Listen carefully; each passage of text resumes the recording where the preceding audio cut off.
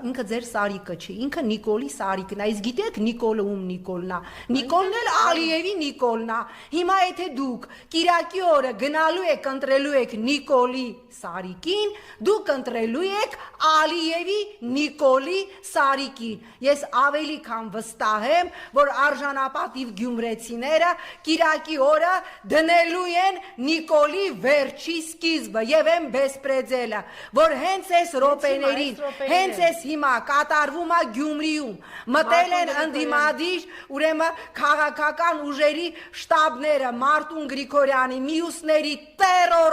տերոր, ինքը մտածում է, որ տերորով, բերելով ախլքյալակցիներին գրանցելով,